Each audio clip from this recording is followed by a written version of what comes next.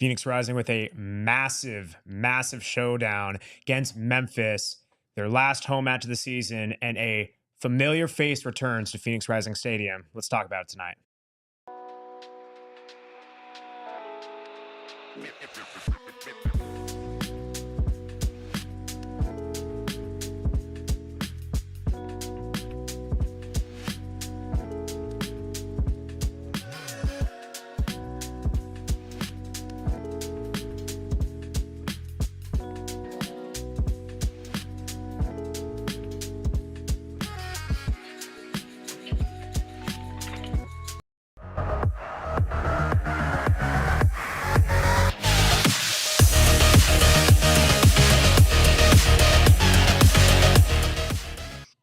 Oh, yeah, buddy. Let's go. Welcome into the PHNX Rising podcast. Appreciate everyone joining us here on a Wednesday evening. Got a lot to talk about today. Leave a like on your way in here. It is the last home match of the season. It's the penultimate game of the season. It is a little rematch from a match that we'd like to forget earlier in the season, and it is a familiar face returning to Phoenix Rising Stadium. Without further ado, I am Max Simpson. I am joined on my left by Mr. Owen Evans. How we doing? Hello. And on my right by Mr. Hot Dog Helper himself, Mr. Rees. The donut ducker. The donut ducker. The donut ducker. That's the better one than the original one. The donut dodger. He doesn't want to go with the There's the one Dodger thing that we can all agree on this pod is that we'll be happy when the Dodgers meet their downfall. Yeah. We can't agree on that. And yes, go over to the PHNX Diamondbacks podcast as well for more. But yes, we're talking Phoenix Rising. We're talking soccer. We're talking football here. Siley in the chat. Hello. Back. Absolutely. It's a good time. Let's go. Gentlemen, we got a lot to talk to about tonight. As we usually do on these preview shows, right? We're going to give you the perspective from Phoenix Rising. We're going to give you the perspective from Phoenix Rising's opponent, Memphis 901 FC, and a little bit extra this time around with just the connotations of the match. Playoffs around the corner. Rising could clinch with this match. There's a lot riding on it, and we also have some other stuff to round out the show today. But guys, I'll start off. I know we'll talk about the Memphis perspective a little bit later. From Phoenix Rising's perspective overall, there's a lot of different plot lines and storylines this match can take, right? Mm-hmm. Phoenix Rising early in the season, absolutely blown out of the water by Memphis. It was 5-1. It ended up being Danny Stone's last match in charge at the helm of this club. You have Panos Armenakas returning to this club, right? A fan favorite, man, who has contributed very much down the stretch during their playoff run and culminating in a championship last year. Who left in awkward circumstances. You left in awkward circumstances, certainly. And then, as mentioned, that this could be something where playoffs can be clinched around here. There's a lot of things we can go to, and we will go through. It's going to be an interesting atmosphere in many different regards. All nonetheless, it's fan appreciation night too. Fan appreciation. I mean, hope everyone has a great time and just no messages at halftime. Just stays right focused on appreciating each other. But it's definitely going to be interesting to me to see how the fans take Panos's return to the Valley, because we all saw how that ended with the banners there. So that's probably the biggest storyline, regardless of if Rising can clinch its playoff spot. Yeah. Easy does it. Well, let's get into it. Phoenix Rising's perspective, right? Again, we've seen, here's the thing, is this team, certainly from the managerial level, is different, right? Since their 5-1 loss to Memphis earlier in the season. I'll start with a question. Is this club inherently different? You can say for better, you can say for worse, or you can say this is relatively the same club that lost to Memphis 5-1 earlier in the season. Phoenix Rising now. Yes. Yeah, they're different. Okay. They're different for the very simple reason that, again, you have a different coach who's adopting some slightly different styles. They have brought in some players, allow them to do certain things. in the way that they wanted. Now, of course, they've managed to get that done still regardless over the last week, even without some of those players. But they were a different team in terms of the options they have available to them. You're no longer reliant on just Remy Cabral to get things done in that number 9 position. Tomas Angel is an option. He's someone who struggled earlier in his tenure with the club, but now we've seen him start to find his feet. That first open play goal for him coming against Oakland, the penalty he scored in midweek against New Mexico, those are huge things for a number 9's confidence. You've got Joe Margarita coming back from international duty. These are guys who give you just different options. I think the defense overall has solidified. Diego Gomez has taken an approach of what feels at times like a defense first team, but that can be good. That can help you going into the playoffs. That can help you going into games like this, especially when you come against a transitional kind of Memphis 901 side. Those are important things to bear in mind. And look, I just feel as though they're also coming in to this game probably in a more positive mindset than they would have been back around that time. Things weren't necessarily in the greatest of places, results going their way or not. And ultimately, that was the game that cost Danny Stone his job. Now, a lot more went into it than just that. It wasn't as though they just lost that one game 5-1, and that was where the decision was made. But that was the end of the Danny Stone tenure. I think this team has come on quite a long way from that in terms of just trying different things. That doesn't mean that it's necessarily improved, but they're definitely different than the team that they were at that time. Mm-hmm. Yeah, and in that game against Memphis, Fede Varela started, Juan Carlos Azucar started, Edgardo Rito, and then obviously Panos Armenakas started. Those are 4 players who aren't playing as big as a role in this match. Rito and Azucar might feature, but you're expecting to see Darius Johnson and Joel Margarita back in the mix there. Fede Varela really doesn't have a role in this team with how the tactics have evolved under Diego Gomez. And then Panos Armenakas, obviously now with Memphis, it's going to be a much different lineup that Rising put out against Memphis. Still keeping some of the core faces, but still a lot of changes. Yeah, it's going to be interesting. Right? How much of that carries over? How does Memphis game plan this Phoenix Rising attack? I mean, listen, we've seen some big performances in the last week. Again, a man who's been discussed many times on this pod, and in the last week, bit more of a positive light. Tomas Angel, right, bagged the penalty goal in the midweek match, bags the open play goal. Excuse me. In the second match of last week, is he someone who, right, was that a blip on the radar, or do you think it's something where he can contribute, whether he bags one or not against Memphis? Can he have a similar impact? We knew that Tomas Angel had talent. That's the thing. We knew he had talent coming in. I think we were really nervy about more just how short a spell of time he had to get it together with other players around him, how short a spell of time he had to get the confidence going, and especially with the way that things started, getting that confidence going, it's huge. It's so important for a number 9 to be confident that they're going to take the right shots on, that they're going to take shots on that maybe if they overthink, they take that extra step, they don't end up getting that shot off in time. They find themselves in more difficult positions than you're letting the defense recover. Or maybe you take on shots that you're taking them on too early. Conversely, I think we've seen probably more of the former than the latter with Tomas Angel, almost as if sometimes he's taking too many touches in the penalty area, trying to find that perfect look that's just not coming to him. I feel as though there's a chance that he definitely kicks on from there. You never know. Obviously, probably more difficult opponents lie ahead than we've seen in the past. And again, he's only scored one open play goal. It comes against an Oakland Roots side that were pretty pitiful. It was kind of handed to him on a platter to a degree, but a very good ball in from Quayshow. Yes, he finishes it well, but again, it wasn't the most difficult of opportunities there. I don't know. We'll see. I mean, for me, the last 2 games, I think you've talked about it. He's a lot less hesitant in front of goal. He's starting to go for it, just take it immediately. I mean, the goal that was disallowed against Oakland was just a huge part of that. He gets past the defensive line and then just takes it past takes a shot and puts it between Blanchette's legs. That he just takes it. He didn't wait. Like previously, we would have seen him maybe try and take a touch to the right or left and get himself in his bad situation where the defender would track him down and win the ball back. That wasn't there in that Oakland match, and that's why I think he can make an impact in this Memphis game. Yeah, and I think in that Oakland match as well, I think you saw a lot more runs that were around the 6-yard box versus I think a lot of his style tends to drift a bit further out in the 18. Can he take his shots from distance? Can he link up there?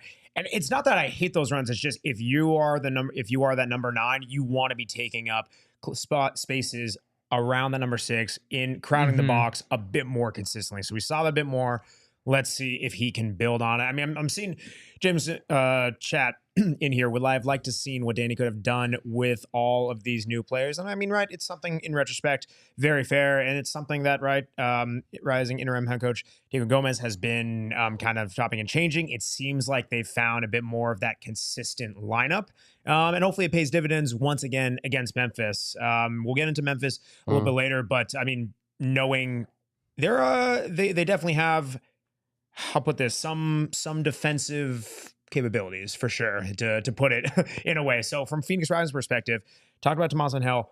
Who are some other players that we like to step up? You know what? Should we bring in a bit of Emi Quayshaw in this one and talk about him? Right, he's someone who I think you've got to recognize the fact that Rising's slight bump over these last couple of games has also come as he's come back into the squad. He's been an interesting part of the change here from Diego Gomez since he took over as the interim head coach in this case, and it's the change in the role that we've seen Emi have to play. We can actually have a quick listen, I think, to what Emi had to say today in the press conference about that change in role. Yeah, honestly, the process has been pretty smooth. I think the role suits me well, and it's something that Diego, as soon as he took over, he was clear that he wanted me there in that role. So instantly, I just kind of switched my mentality to play to know that I was going to play that left back inverted 8 role, and Diego has given me all the confidence to step out on the field and know that I have the qualities to execute that role well, and I'm just happy to be playing on the field, getting consistent minutes. Got the first 90 against New Mexico and then 90 again against Oakland. So yeah, I'm happy to be playing an important role for the team, and just want to keep working hard and giving my best for the squad. Yeah, I mean, listen, it's something we've seen him, Emi Quayshaw, play a very pivotal role for this team, especially down the stretch of last season. It's been in, I'm not gonna say more of a cameo role, right? But it's been one where it's rotational, it's off the bench, it's providing that spark. And it has been more of that central route. You're seeing him being able to take up some different positions. And to be fair, we have seen him, in some out wide positions before, perhaps not with the same output that we have expected. But Rees, what do you think has been the difference in these last couple of matches for him? I think it's the way he's linking up with other players, and I think it's part of it is that fluidity. I mean, we've seen him sit like high up to make it almost like a front 4 when Formella's in there, and then we've also seen him sit more in the midfield, so it's almost like a mid 5 almost. It's because of how fluid it is. I think his passing is so, it can impact so many different levels of the play, and I think that's why he's so impactful. Yeah, I mean, it's just an interesting one. It's a very different kind of role. I mean, he said later on that he's never really kind of had to play that hybrid kind of a role before in his career. This is a new challenge in a lot of ways. He hasn't had to think as much about the defensive side of the play necessarily. It's one that I think can, if it goes wrong, leave you a little bit exposed at times at the back. But I don't think we've really seen that happen since he's taken the role on. I don't think we've seen a scenario where it feels as though Emi just is, kind of left them a little bit on an island at the back. They've managed that transition quite well. And I think it's interesting. Definitely adds something to it. We know that he's got quality in the final third.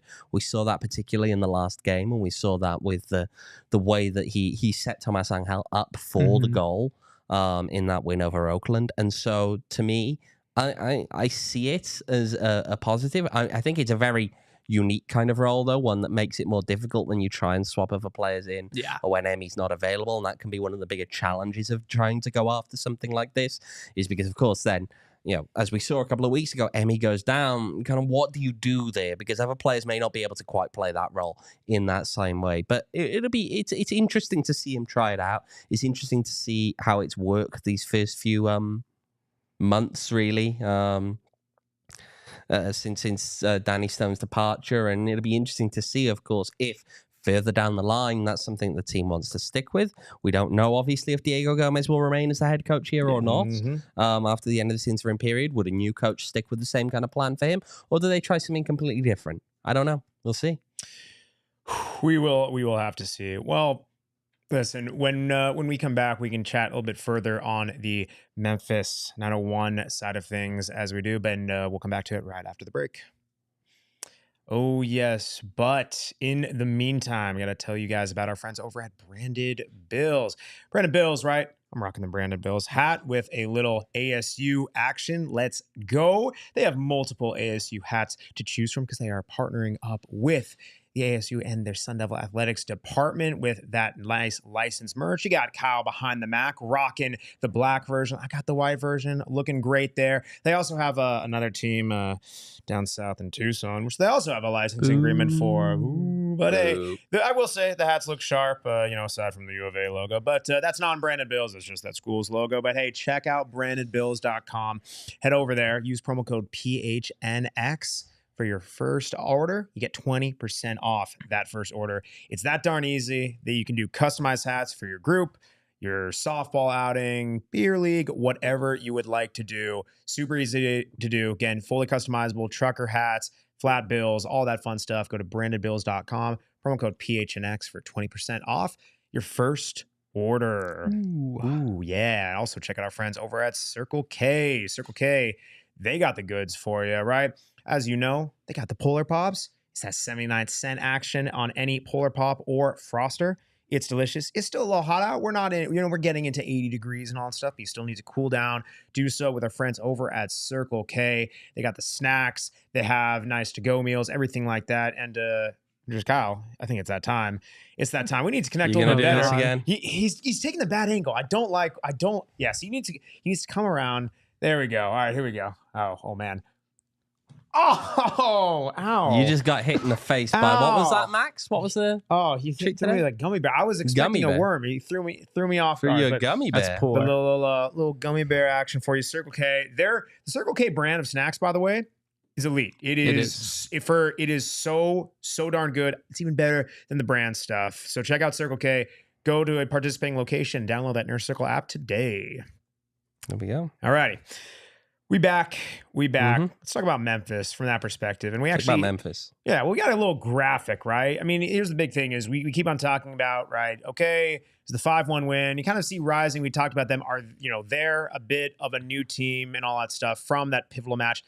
Let's look at Memphis kind of before and after they last faced Rising during this stretch. I mean, Owen, you're seeing the stats on there, right? Before the Rising win, 7 wins, 4 draws, 6 losses. After that win, 5 wins, 5 draws, 5 losses, goals for, a little bit down. And yeah, well, the goals for and the goals against, to be clear, will be a little bit down because they've also played 2 games less. And that is fair. That is fair.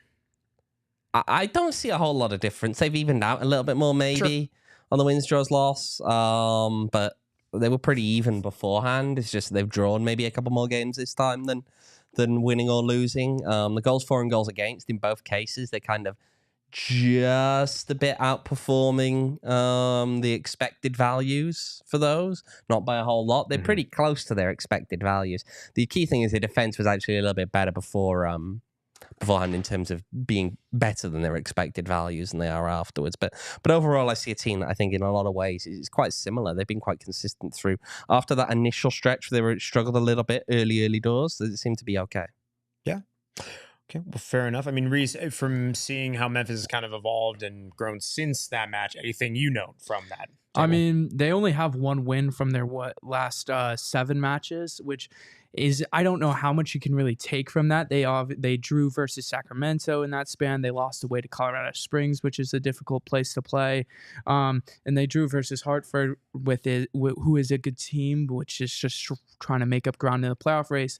But I think you might be catching Memphis at the right time just because they're not that dominant at the moment. They're not coming in, beating teams up.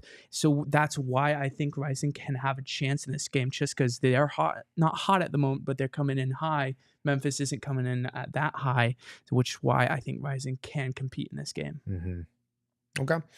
It's very fair. It's very fair. I mean, outside Panos Armenakas, who we will talk about in detail right here in a couple minutes, who are some other players from Memphis that if they're going to get a point 3 points out of this match. Who needs to step up from their side of things? All right, well, let's start with actually one guy who's going to miss this game. Actually, a couple of guys who are going to miss this game. So Marlon is going to miss this game.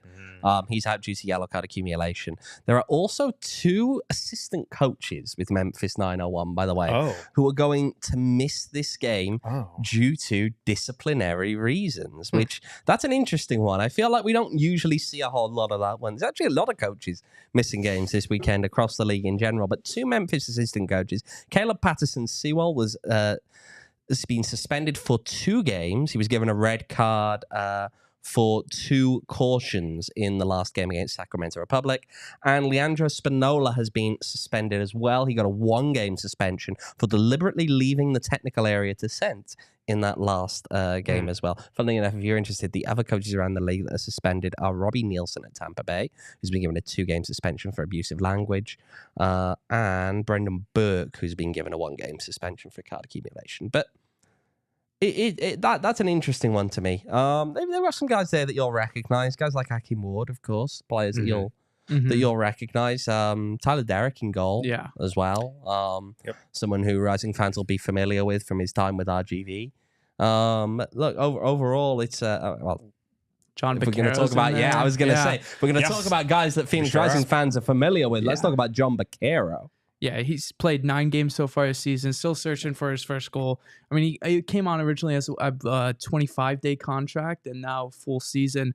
A bit weird to see him back in the USL and not in Rising colors after his stints here in Phoenix. But they also have the Brazilian trio. One, obviously, Marlon Santos won't be playing, but Bruno Lapa's in there. He's got 11 goals this season and 3 assists. And then Luis Fernando in there as well for Memphis. It's they can be a high-powered attack at times, which means Rising's defense is going to have to be solid. But we've also seen Rising stand the test against these good attacks, which bodes well for Rising. Yeah, I think right, the 5-1 meltdown of the past match. I mean, right, even if there were some players and personnel similar, I don't want to call that an absolute one-off, but we just have not seen that type of collapse to that level at any other point really this season. So, I mean, right, we're talking about from our perspective and how we kind of view this Memphis team and everything like that. But Owen, you had a chance to catch up with Rising Interim head coach Diego Gomez and get his thoughts on it. Let's have a listen. Memphis is a very dangerous team in transition. We know that. We experienced that before in the loss against them. It's something that we need to take care of it. I think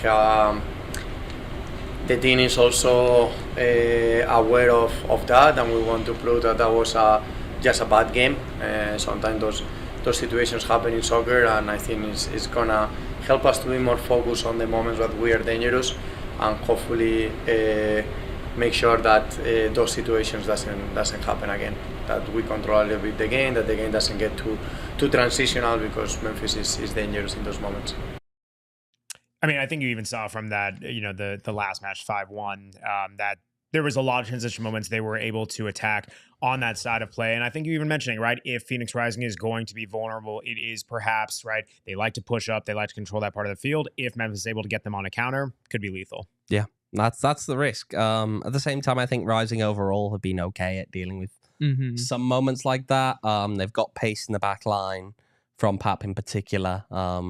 And again, while I understand this, there's always the risk when you play the kind of weird hybrid kind of role there that you've got Emmy playing. I haven't really seen them be tested too much when he's out there in that sense. In those moments, there's still always the chance you'll find moments against them transitionally, but I don't know. They've looked better.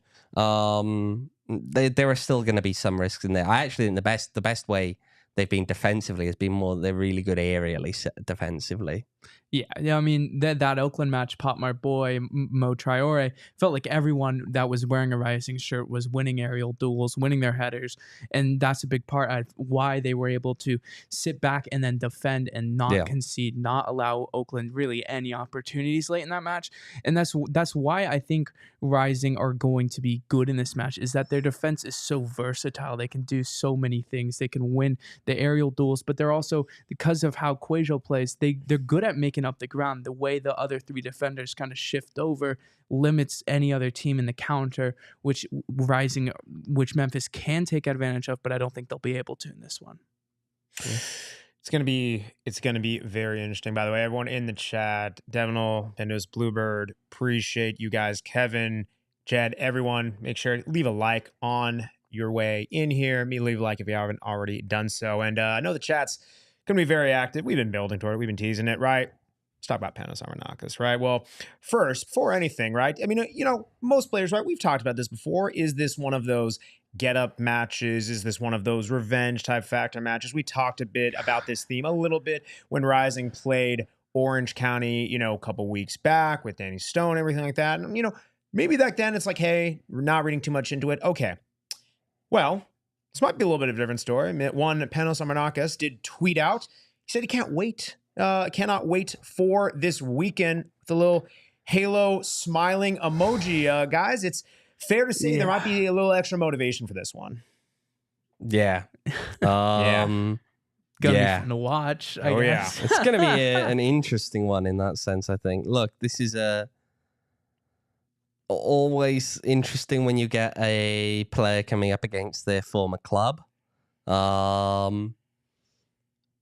We know that this didn't feel like it ended on the best of terms. I say no. Yeah, we know this didn't end on the best of terms. That's putting it mildly. Goldman Pat in the chat. Panos totally looking for revenge. Yeah, I think he will be. Yeah. I think you see what he's tweeting. He's up for this game. And to be honest, I understand why he's up for this game. We'll have to see. It's one of those ones where I think working on the emotions and those kind of things, you always wonder who's going to get the best of who. If you ever listen to Diego Gomez actually on Panos coming into town? No, for us right now, Panos is a player of Memphis, so we face him and his qualities as we deal with other players on the team.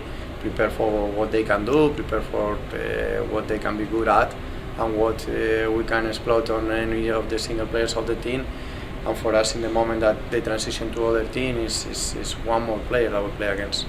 Obviously, he's been tweeting yesterday, obviously looking forward to this game in particular.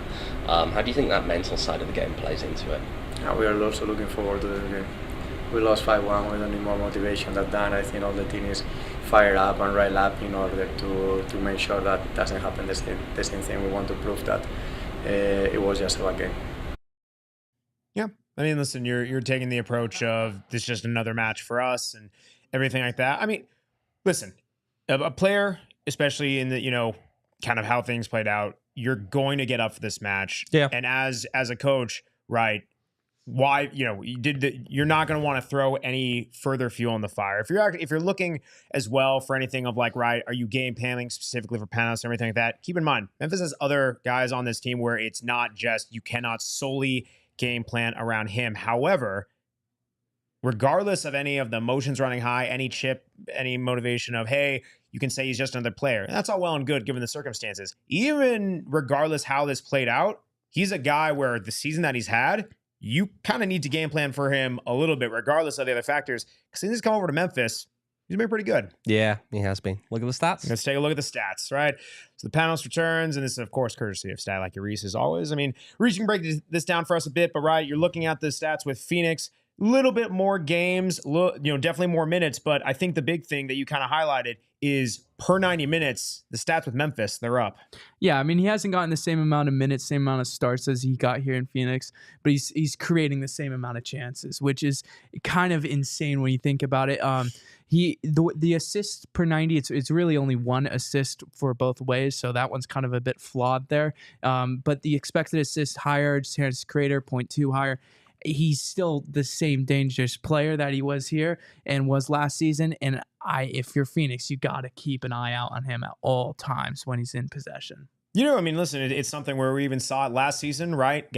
Comes over, during middle of the season and is flying high, helps things down the stretch. I mean, you're seeing it. He did not miss a beat for Memphis. Not only did not miss a beat, he had a bit more consistency, and we even saw it from the first game on too. He scored a worldie or two. Like he is. Well, that's the he's thing. been playing well with them. The worldies, to be clear, haven't stopped. Right? Right. He won goal of the week while he was with Memphis. We've seen what he's done here in Phoenix with those long distance shots. You have to be aware of him. He not too far for getting one again against Sacramento. So you've got to pay attention to him in those moments because, yes, he has the ability, if you can find him in the half spaces, if you let him get in the attack, to get involved and find his teammates. But he also has the ability to really, really punish you just individually from distance with a strike as well. Yeah. He's going to be up for this one. He's going to be up for this one. I am expecting Panos Armenakas to be out, ready, just dreaming of this game at this point already. The fact that he will want to get the winner in this game. If there's one thing I know about that guy, he is competitive, and that's just who he is. That's who he is. That's who he is. He's built that way. It's true, and I fully expect that he's going to come out for this game really, really up for this game. And then it just becomes a question of how does that play mentally? How does that play mentally for him, for his former teammates? How does that all come together? Because it's going to be an interesting game, I think, if you're paying attention to him. Also, if he starts, that's another question. Yeah. If you're Stephen Glass, do you look to start him in this one? I think you kind of have to. Yeah. Just knowing what he's going to be up for this game, you probably have to start him. He's probably absolutely clamoring all week of yes, put him in the 11, put him in the 11. No, 100%. I mean, right? You're kind of seeing who he is and everything like that. I mean, again, this is going to be an emotionally charged match on all sides. I mean, right on Memphis' side, you have the Panos factor, you have wanting to solidify things and going to their playoff stretch hot. On they want to sneak into the top four, which they are very much in touching distance of doing so. They could well do that. If Colorado Springs drop points, the door is open for Memphis to host a playoff game this year. Right, on Rising's perspective, right? It's revenge on their end from the 5-1 defeat from earlier. It's in a way, sticking to Panos Armenakas and getting one up on him. It is trying to solidify their playoff spot in a parallel universe. It's perhaps even leapfrogging Memphis within the playoff picture. There's a lot of different things at play here. And I think, right, I don't know. It's going to be interesting how this plays out because, right, we've seen Rising in many matches this season, even at home, come out. It's a little bit slower. You're growing into the match. I'm very curious if knowing how these two teams play combined with everything else, that we're just going to be seeing haymakers. And from a neutral's perspective, this might end up being a very, very nice watchable match where you're just seeing end-to-end stuff. I'm hoping that's going to be fun and interesting, but we'll have to see. What do you think, Rees? I mean, I feel like we're in for an ugly match. It's not. It's going to be a lot of. I think Rising are going to be up for it too. I think they're going to go after it just because you talked about it, how it ended with Panos.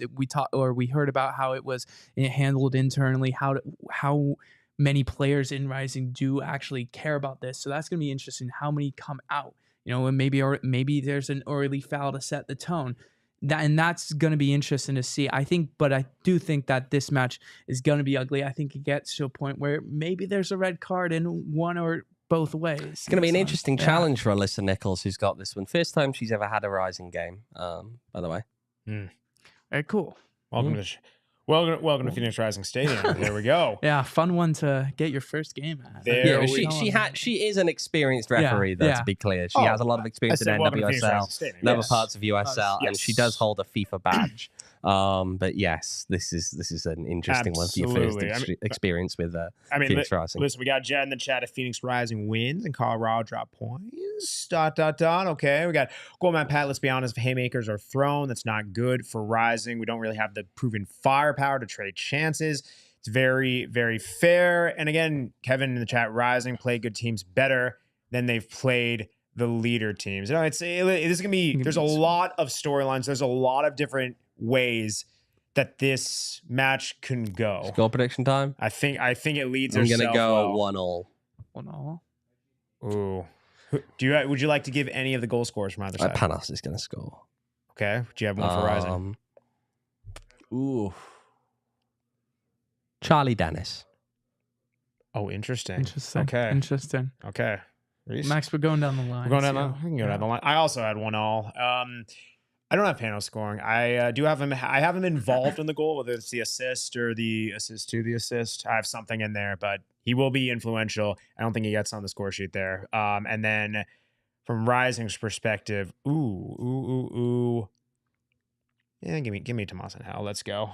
I had 1-1, but I don't want all three of us to come say on, 1-1. So no. I'll say 2-2, Oh, which I could see. I think Panos definitely scores, and I think Angel gets one too. And then the other two are up for grabs. Who knows how that could come? But okay, 2-2. Okay, Okay. Producer Kyle. Will you be there? Yeah, will you be there? I'll say 2-1. Okay, who do you got? Rising. Okay, So he will be there. That's okay. what So I'm- are you going that's in what I'm- person, Kyle? Let people know.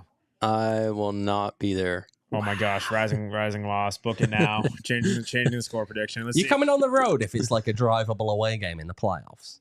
We'll figure it out. Maybe. Maybe. We will. Yeah. We got Bandito's Bluebird a little bit earlier up in the chat with a score prediction to get us rolling. 1-1. Tomas and Hal and Panos with the goals. A red for one Rising player, probably 2 yellows. Smart man, similar to what I have. Slightly in the chat, 3-0 to Memphis with a Panos hat trick. Goalie man Pat is kind of playing the Rees ball in that prediction. 0-0 with 2 reds. Yeah. Jet in the chat, I can see that. 2-1 to Phoenix. Panos scoring for Memphis. Well, and Dennis, let's see, Kevin in chat, 1-1 late winner for Phoenix. Quajo with the PHNX with the goal. That's fair. Let's see. Yeah, we got Devin All Rising winning. Kevin All will. Yeah, it's the chat's going nuts. Here's what I'll say, by the way, for people who are interested on what this means in terms of Phoenix Rising's qualification for the playoffs, clinching a playoff Let 'em berth know. or not. Let's talk through these scenarios here because it's not as simple as the 2-point magic number that we thought it was. The magic number is 3. It's a magic And here is number. why. I've gotten clarification from the league office over this, so we know that this is what the situation is. Phoenix Rising will clinch a playoff place this weekend if they match or better whatever San Antonio do. Okay? So if San Antonio draws, Rising can clinch with a draw. If San Antonio loses, Rising is in. If San Antonio wins, Rising's in with a win. The reason for that is that while we look at this and say, for example, that, well, Rising has a tiebreaker for San Antonio, there are multiple different scenarios where you could get multi-way ties. Either a 3-way tie or a 4-way tie even is possible. And Fun. from this email I had earlier today, quoting it now, under USL Championships rules, a team must hold the head-to-head tiebreaker of each of the other teams involved in the tie for it to be applied as a tiebreaker.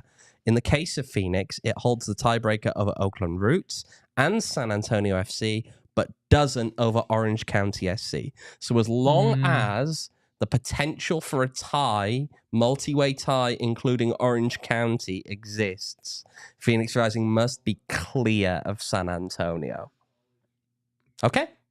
Does that make sense now? If Rising win, they're in. If Rising win, they're in. that's If all I'm Rising hearing. match San Antonio, whatever they do, they're in. Easy Match or enough. better. Easy enough. That's the easiest way of doing it. Get the dub. Take care of it yourself. And Orange If County not, are currently scoreboard winning, according watching. to Jet. They're playing El Paso right now, Ooh, thank you, Oh, Jet, for fun. the which score would knock update. Rising down the spot. Ethan Zubak with a goal 16 minutes into that game. Only 2 shots for Orange County, 38% possession, but they are half hour in. That's FIFA, right? That's in FIFA right there. the lead. You wouldn't know much Southwest about University winning in Park. FIFA Max. Speak for yourself. I won the last couple matches, guy. And then you unplugged the Xbox, so we can't. No ever one. play again. That's strike that from the record, Your Honor. All You're right. fraud. Yeah. What else we got to talk Oh about? man, I mean, it's just gonna be a fascinating one. I think there are those matches where, right, you always kind of circle, okay, it's the penultimate game and everything like that. I think just if you were to look at this match at the beginning of the season, you kind of think, okay, ho-hum, it's Memphis. There's not really a big tie to it. You then kind of look at everything after 5-1. You're like, okay, maybe there's a get-right game and kind of revenge factor. I think it's took on a very massive complexity. One, after Panos Armenakas moved over to Memphis. And then number 2, just kind of how Rising season has kind of, okay, they were trending down. Now they're trending a little bit up recently. There's just so many plot lines. I'm very much looking forward to this. I think this match, really, we're all giving our score predictions. I feel the least confident about this one because this can go a number of different directions. I think I don't know, the least likely in my mind is I don't think there's going to be a blowout either way. I think this is going to be a very close match.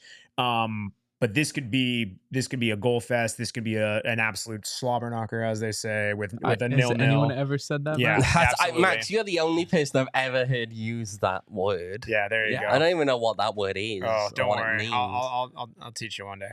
I don't like this. Yeah, there you go. But no, it's gonna be a very, very fascinating one. I do want to remind everyone, make sure to become a diehard today. It's a good time around here. We like, and here's the thing. I'm gonna put this out there. I am not trying to put the classic PHNX curse out there, but again, we just said if Phoenix Rising win, they're in. That means they're in the playoffs. Okay. We last year had "We Want the Cup" as our slogan throughout playoffs. Right, carried us all the way to the final. They won the thing. It was great. We would like to call on our diehards for some help in trying to figure out what this year's slogan would be should they make it. So if you are a diehard, we've already put this in the Discord. Please go into the Discord, hop into the Rising channel, and please put in any of your suggestions for what the slogan should be should they make playoffs. Again, last year's was "We Want the Cup." And again, reminder, this will be on screen, so it must be appropriate for those of you in there with ideas. And go from there. Yes, Devin will be bigger and better. That's possibly one. There's other ones that I will not be reading that are in the chats, but we will not be reading. That is a bet that That people is a have bet, made. People yeah. have made that bet that they're going to get I know. a tap I know put the in various parts of their body, Gluteus dependent Maximus on tattoo. Yes, I know, and Yeah. we will not be putting that on there. But yes, please hop in the Discord and let us know your thoughts. We would love to incorporate our diehards into this postseason playoff slogan should they make it. So become a diehard today. Fun stuff like that. All right, news. Also, I also No? want to make sure wear some merch, by the way. You're wearing the PHNX stuff. Yeah. It's great. You're not, I mean, yeah, but one of us is. That's what counts. Max. You know, we support us. Letting the gang down. Bam, bam, bam. All right. Let's talk a little bit about some news. Yeah, so I'll run through just the summary, and then after that, we have got a statement that's just come in from I'll the do my club narrative voice. as well. Yeah. But just Please starting out with the news from today, Phoenix Rising have agreed, and the city council has approved an extension to Phoenix Rising's lease at the current 38th Street in Washington location. Originally assigned, the deal was through 5 years with an additional 5 optional years at the end. This deal has now effectively converted 2 of those years into, they're staying there for longer. So they are now there through 2029 at that location. It leaves 3 option years still remaining at the end of the deal. So this can, continue for longer. We'll have to see. There are a few other things that it involved as well in terms of rent credit. So Rising able to claim a little bit more rent credit for work they've done on the land. They're getting paid $1.5 million in reimbursed to them from the city's aviation department for electrical works they've carried out on the land, which they reckon are going to help the city down the line in terms of having that there. It's got a longer useful life than Phoenix Rising will be at the site. So again, the expectation is at some point Phoenix Rising will be moving out from that site. It's just been extended a little bit now. And some other little finicky things about how the rent goes up in future years. Besides that, we did get that passed the city council actually today. Passed unanimously as kind of grouped with about 40 other things as well. And it's very quick. I know myself and Rees were like, wow, that was pain free. That was really pain free. That was quick. You were hyping it up as it was, or not hyping up. You were drudging on it. It was going to be painful. Yeah. And that it's almost like There's a risk. There's always a risk that something before kind of takes up all the It's a time. city council meeting. They're not the most fun thing in the world, and thankfully, this can't one attest to that. just Incredibly went quick. pain-free. But we did get a statement from the club, Max. Are you going to read it out? But I just got the will. statement from the club coming in the last hour on today's decision. Yes, yes, very much. So, yes, this is a club statement from Phoenix Rising. We are incredibly pleased with the city of Phoenix's unanimous decision to extend our lease at 38th in Washington through the 2029 season. This vote reaffirms the strong relationship we've built with the city, and we're excited to continue growing Phoenix Rising FC in this central location. For the club's growth, consistency in our home is crucial, and this extension allows us to maintain a stable foundation as we strive for even greater success on and off the field. While our current stadium has served us well, we remain committed to improving the fan experience here and exploring plans for a more permanent, world-class venue in Phoenix. We're thrilled about the future and grateful for the city's support as we continue to elevate professional soccer in the Valley. So, listen, you summed it up, well, right? 5 years, they had these years on the stadium already, added 2 more, goes through 2029 with potential to add up to an additional 3 years. I think that depending on who you ask, this could be something very polarizing. And I even had people asking us on Twitter for our thoughts. This is the point where we'll chat about it. I want to ask the chat as well. Please chime in. Are you guys maybe, actually, Kyle loves polls, by the way. Yeah, he's already on it. We're going to ask Kyle, put a poll in the chat. Are you in favor of the extension? Are you not? Are you indifferent? But gentlemen, I'll pose the same question to you, Rees. You first. Yeah, in favor, against, or indifferent? I mean, I like it. I like the location of the ground. I mean, I feel like we always kind of knew it was going to be passed just because of, I feel like the airport's not doing anything for a while there. So, I mean, I like it. I'm glad to see it happen. It's way better than Wild Horse Pass. It's way easier to get to than Wild Horse Pass. So I think anything better than Wild Horse Pass is going to be a plus in my book. Yeah, I think the important thing here is that from Phoenix Rising's perspective, at some point you're going to want that permanent stadium. And if you're delaying a permanent stadium to stay there longer, that's not a good thing. However, if you're at a point whereby you're making the argument of the permanent stadium is somewhere down the line, and you're working on that, and you're not going to be ready by, say, the end of the initial 5-year term on this, and you want to extend it because you'd rather stay there than move to yet another location for a temporary stadium, then it's a good thing. Anytime that you're moving now, I think you need to be moving with an eye to permanence. I don't think you can really afford, from Phoenix Rising's perspective, to move to yet another modular temporary stadium. There are no other particularly good temporary solutions at this point. Now you need to think permanent has to come at some point. Obviously, that will take time. It's not something that you just snap your fingers and you've suddenly got a permanent stadium built there for you. However, while you wait for that, I think that it makes sense for them to continue to remain in the location that they're currently in.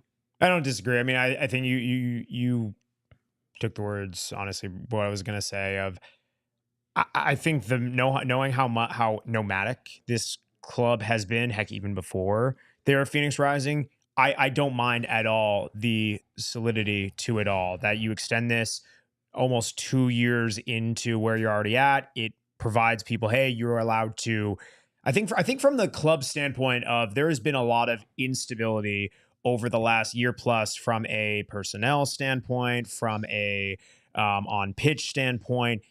And I think, the reality is this is not trying to make excuses for this club. Attendance and all that stuff, it's very much wavering. They want to be able to minimize the types of distractions and, I guess, for lack of a better term, excuses or any mitigating factors. By having a place where you know you're going to be at through 2029, that helps you. That helps you to at least try to conjure up what are you going to be from a taking strategy standpoint, where are you going to be marketing, those types of things. I think it helps. So yes, Kyle put the poll in. It's currently 100% yes in favor of that. Is that that's correct, Kyle? Yes, he's nodding along. Appreciate 9 votes, 100% yes. 9 votes, 100%. I mean, that yes. doesn't surprise me. Again, right? You need to get some stability in the club, which I think this team has at times just not had. The constant moving hasn't helped. How many times do we have discussions with people whereby it's like, I didn't realize they were playing there now. Yeah. People don't know those things. And I think it's you've got to have that stability. You've got to have that side of things. Today's City Council vote, again, pretty pain-free in terms of getting it through. Not really a shocker there. Doesn't shock me. A lot of the talk from the club has been that they do believe that they have a really good working relationship with the city of Phoenix. Obviously, probably helps, to be fair, that they come in, they have their first season in the city of Phoenix and win a title, right? Those kind of things definitely help in terms of building the relationships, I'm sure. Definitely makes things a little bit easier. But again, right, it's I think overall a positive step to have that stability for the future. Yeah. And I mean, right. I mean, we understand there's definitely going to be differing opinions. Me and Kevin in the chat, Wild Horse was a nice facility. Can't beat the side grass field and the big screen facing the grass field. Easy access on 10 and the 202. I believe I saw Goalie Man Pat a little bit earlier.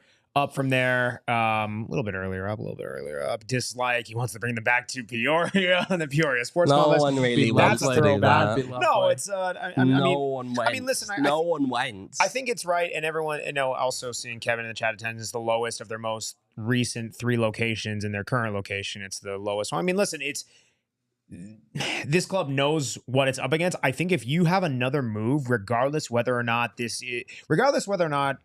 let's talk, right, if they're going to be building, right, that world-class venue, whatever that looks like, to which definitely, right, this should be the eye towards you're building something permanent. Whether or not it is going to be in Central Phoenix area or somewhere else, the fact that you know where you're going to be for the next, 5+ years, it helps. And I think if you were to move again, it's just so much uncertainty. I mean, this club has played on quite literally every part of the valley except for Phoenix, except in the last 2 years. They have literally played ever from the west side to the east side, down south in Chandler, and ever in between. So any of this solidity, it just helps a lot. I think what is going to be interesting, and to Owen's point, is with this extension of the 2 years, does that push things further off of, oh yeah, we'll get to the permanent facility, or does that clamor things up a little bit further? Also knowing they could exercise that option for another 3 years. That to me is going to be the interesting one, how they navigate that climate. Oh, 100%. I think the other interesting thing is, by the way, hi, Sam. Hi, Sam. Hi, Sam. Hi, Sam. Hi, Sam. Okay. Please say more things about Max in the chat. Don't do it. Let's have some fun here. Okay. But yeah, I think it's, again, good move overall. Should we talk a bit more about USL at large, or the one thing I do much more? Well, the one thing I do want to note is, right, it is fan appreciation night. And right, we did a little look through again. Shout out to Style Like It Rees for conjuring up these stats. We looked at the last, including I guess this season, the last 3 seasons from Rising's home record. Okay, so 2022 season, 2023 season, 2024 season. For the 2 seasons before, right, 17 matches played at home. This one, 16 matches with 1 match left to play. Essentially, right, 2022. All matches at home, you had 9 wins, 3 draws, and 5 losses, and which was actually kind of staggering because I was looking at those and I'm like, wait, how? And it's just because they were absolutely so bad away. Which that'll be a little bit more of a build-in into next week and everything like that. We will use some of those away stats, but yes, at home, 9 wins, 3 draws, 5 losses. 30 points get you there. 32 goals for, 21 goals against, so a goal differential of +11. Next season, 2023, Juan Guerra at the helm, 17 matches played. You got 7 wins, 7 draws, and 3 losses. So wins are down, but so are losses. Points, 28 points, not really far of a slip. 38 goals for, so more goals for, and less goals against. So goal differential of 20, +20, pretty good there. This season, 16 matches, 7 wins, 4 draws, 5 losses. So it's going to be interesting on where they fall during this weekend's match. 25 points. Best they can do is they can equal last season total. But again, I think what the difference is, and this is where it's illustrated, 2022 goal differential was +11. Last year, +20 at home. This year, it's +6. Goals for, 17. Yeah. Almost half of the goals scored in 2022. Now, goals against, it's only 11. So again, this is kind of what we're saying is it's been much tighter defensively. But I think you've been missing a bit of that home action where it's the sizzle. There's a lot of goals scored. It has been very tight. Yeah, I mean, last season Rising had 2 5-0 wins and a 6-0 win.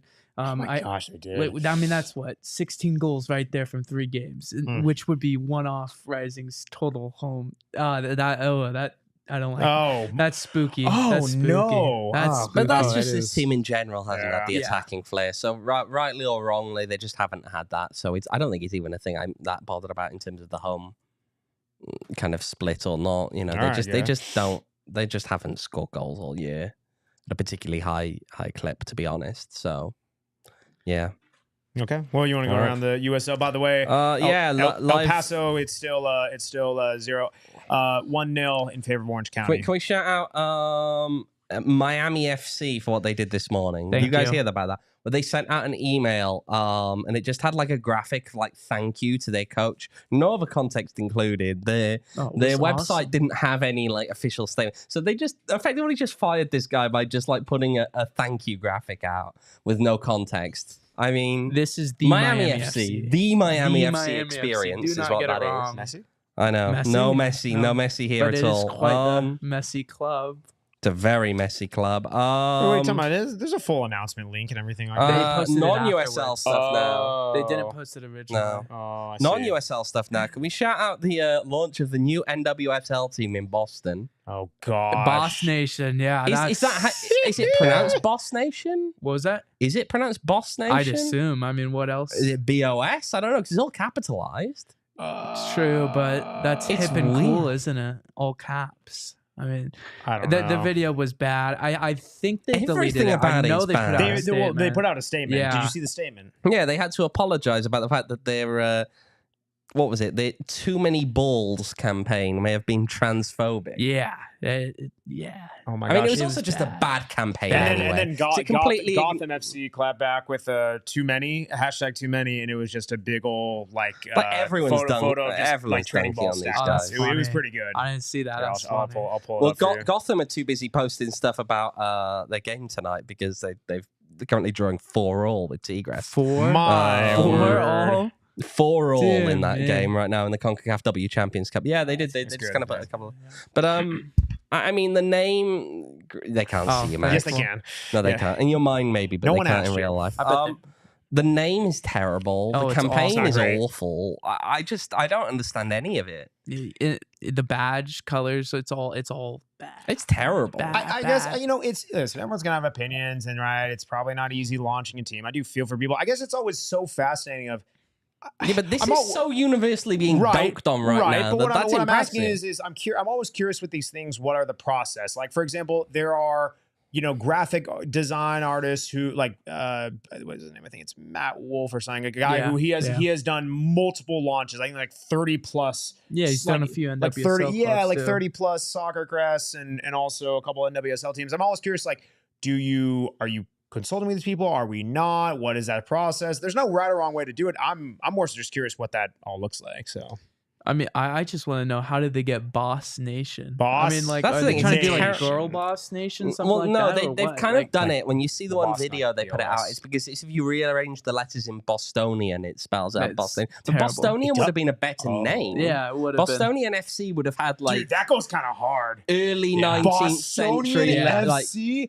That's Some like old crazy. school looking crest. Dude, we just Boss Yeah, it's Nation old FC. stuff. We just found your new name, Bostonian FC. that would have been so much better. That But no, goes they've gone with this hard. terrible name. Oh my gosh. Yeah. Kyle, Kyle, you got any advice? Any branding advice for the people?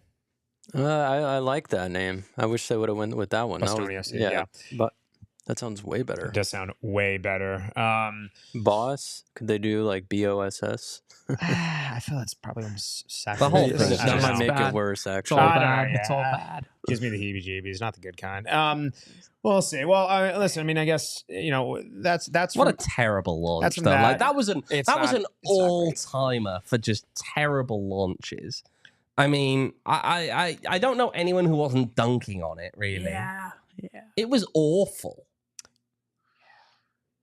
Yeah. Well, I mean, let's see. If we're going international route, pay no attention to. How'd the US do Yeah, yesterday, pay mate? no attention to that.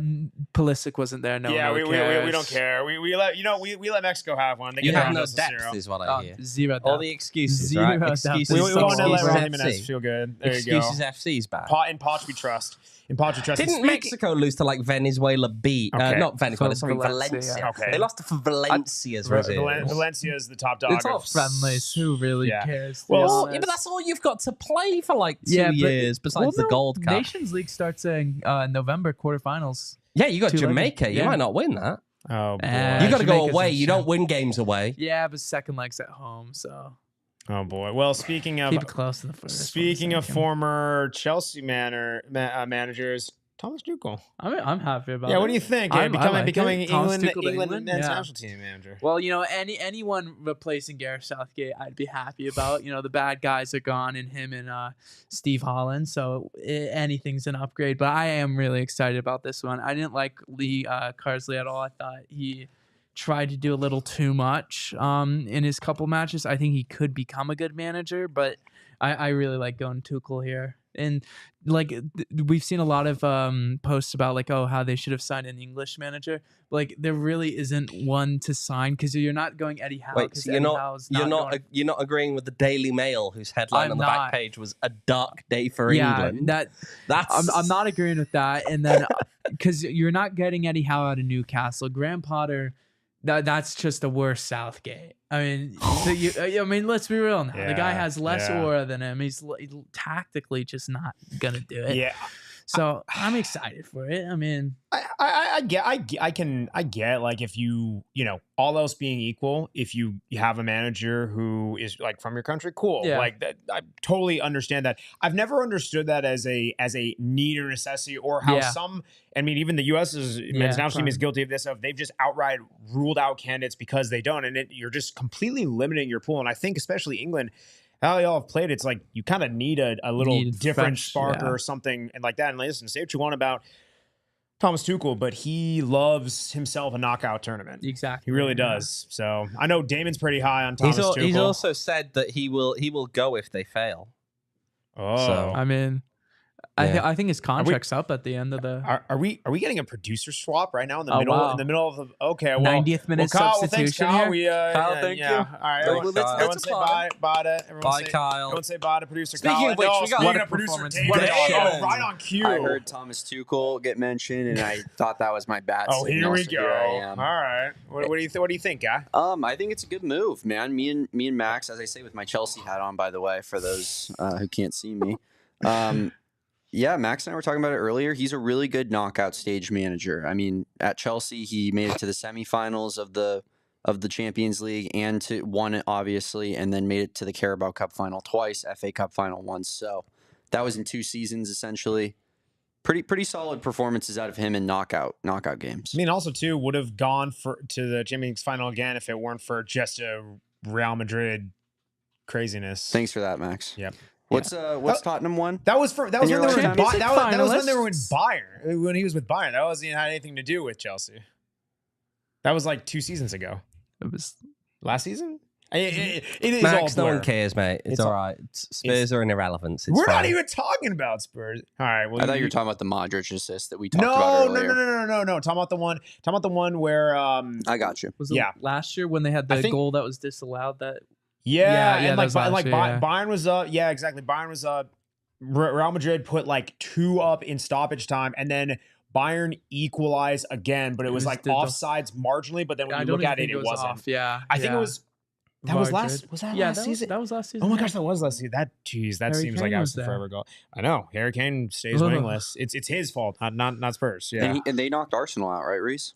The only thing I remember that because I didn't watch the second leg. First leg, my head was on Mars. After that, the fact that we didn't win that first leg, I'm still sick to my stomach every time I think about it. And I might throw up now. I might throw up more than I threw up after the hot dogs. That's just how ill that game makes me. People are talking about the Mason Mount comeback to England. He's got to come back to United. Yeah, first. he's so he's bad. got to get on the pitch. Biggest fall off I've ever seen. Yeah. That's crazy. All right. We've hit that point. We've hit that point. Yeah, we've hit that point. Well, appreciate everyone joining us here on the PHNX Rising podcast. Actually, Damon, real quick, while you are here, how about the Wrexham, huh? How about him? How about them? Mighty Rex. Who do we got this weekend? This is nice. They're just doing their thing. They're gonna be up there with Cardiff. Actually, no, they might not be up there with Cardiff next season because Cardiff are gonna. Ooh, they might just take their spot. We've had a bump recently. We've had a bump recently. I know Reese, we were obviously talking about how Wrexham, beating Cardiff next year was the Super Bowl, but I really think the Super Bowl is Wrexham going up, Cardiff going down. That would be. Yeah. We're only biggest club in 3 Wales. points away from safety. There's nothing in the league at this point. Oh, yeah. Oh, it seems kind of treacherous No, to me. it's serious though. Like, Ooh. Yeah, no, Wrexham's but second. I seriously, mean, yeah. that's prime position to go up. Oh, well, we'll see. By the way, Rees, we're both looking at Kev's comment in there. We'll have some can words we, with him. Like kick him out of the chat. Let's block him in the chat. Disgusting. But yes, appreciate everyone joining us here on the PHNX PHNX Rising podcast. See, this is why we don't trust this guy. Of course, he does you can this follow us all on the time. PHNX__Rising _. Double the talk about Wrexham. Double the Wrexham. You can follow No. me on Twitter at Max Simpson. You can follow Owen on Twitter at OJ Wrexham 18. Shut up. You can Right, that's it. I'm pulling this away. Let's get that No, XLR out of there now. his Twitter's at Paul Molenlover. No. Come on now. That's exactly where I was That's going with exactly that. what it is. Right? God. No, you can follow Owen on Twitter at OJ Evans 18. You can follow Rees on Twitter at Rees11_. You can follow Damon Dog on Twitter at Damon DAWG. You haven't done that for a while. Man, I do miss it. And of course, you can follow Kyle, who just abandoned our show, but I guess he's taking over He's another over in pod. Studio He's K. doing- Brought to you by Goodness. Oh, Circle K. oh yes. Yeah, he's in Studio K presented by Circle K. Doing a little Headspace episode. Let's go in the other studio. But yes, you can follow Kyle at K Coops Sports. Give us a shout on our socials. We will, again, not be doing another pod until post game after the Memphis match. It's going to be a doozy. Buckle up. Follow us on Twitter. Reese, hang on a minute. Sorry, I just No. want to address Oh, boy. Goldieman Pat's comment there that if Reese completes the 10 in 10, he'll get a diehard membership, despite the fact that he. Well, He how hates all about the other if teams in Owen this state. completes the No, 10 he and 10? specifically Well, said you. That's not me saying that. He said that.